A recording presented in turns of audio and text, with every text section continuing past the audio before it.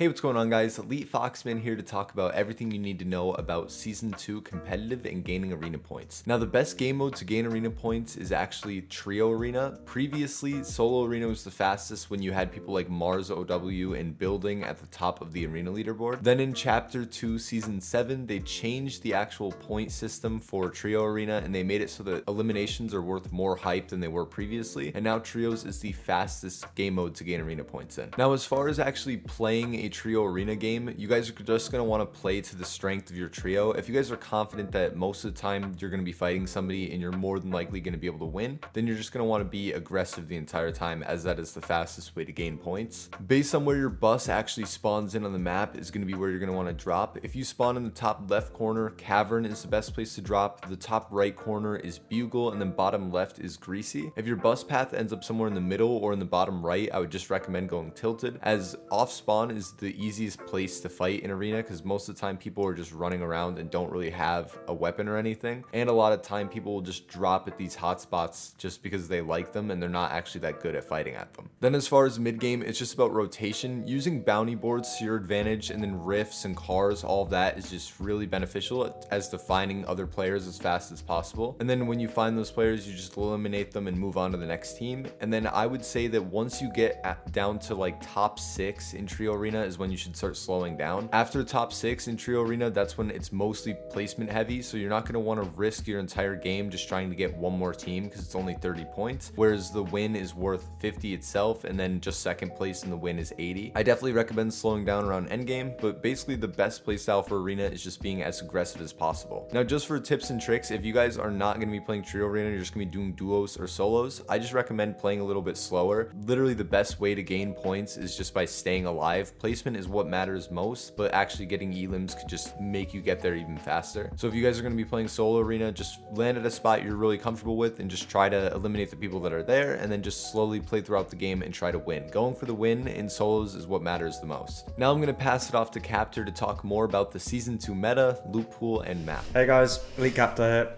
I'm going to talk about the loot pool and the weapons in this new season. They've added the drum shotgun, a new SMG which is better than the Stinger SMG. They've also added a revolver and 2 exotic weapons. With these weapons coming in, it's going to be another spray meta, so if you're a controller or if you've got good aim on keyboard, this season's really going to suit you. In terms of ARs, they've taken away the MK from the game, they've vaulted it, and they've brought in the burst AR, the AUG.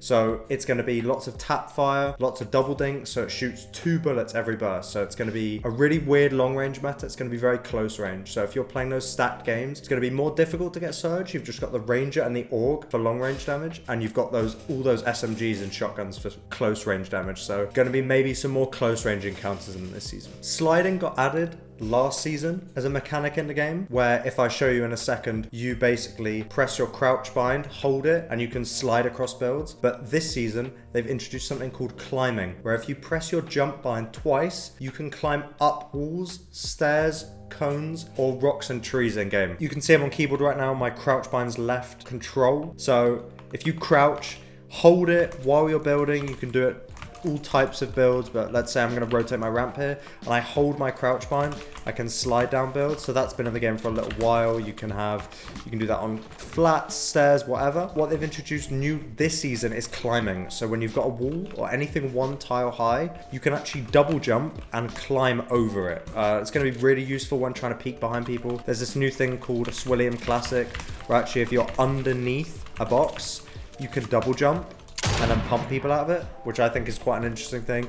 I'm sure lots of cool new mechanics are going to be added to the game as well. And then one more thing they added is something called sprinting. So if you check your binds, sprint bind, make sure you've bound your sprint, even if you've got auto run on. Every time you press that, you get a really, really big speed boost. Can't build or shoot while you're doing it, but you get a really big speed boost in it. Like, it's going to be really, really useful and competitive. In terms of movement, they've taken away Spider-Man and quad crashers, leaving pretty much just cars, pads, and natural movement. You can now buy pads from Rocky and Tilted NPCs, and in terms of the cars and the natural movement, cars have been removed from some POIs, but IO cars are added around the map, and the natural movement you can find on these big IO blimps. You can get in vents, they take you far with a glider redeploy, or you can get in a cannon which fires you and it point, you can also glide a redeploy of that. So lots more natural movement means it's going to be quite nice if you're in a mid-map POI, because you can just send yourself to edge. So I think mid-map POIs are going to be really, really important to land at this season. And guys, in terms of the map changes, so like I mentioned, there's these IO blimps all over the map. So these things you can see right here, they're at Tilted, Covert, Coney, Bugle, Rocky. They're kind of henchman chests, lots of loot on them as well, and they're really good surge spot and the natural movement, so they're going to be really useful to think about.